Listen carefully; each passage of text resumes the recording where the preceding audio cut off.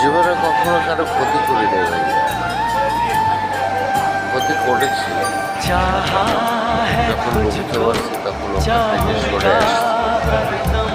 আছে ভুলের উঠতে কেউ না, আমিও ভুল যাদের কাছে ক্ষমা চাওয়ার ক্ষমা চেয়ে গেছি, যাদের কাছে ক্ষমা চাইতে পারি তাদের কাছে ক্ষমা চাইছি। যদি এমন কোনো ভুল করে থাকি তাহলে ক্ষমা করে দিবে না ছোট ভাইটাকে। আর যারা ছোট আছে বড় ভাইটাকে ক্ষমা করে দিবে।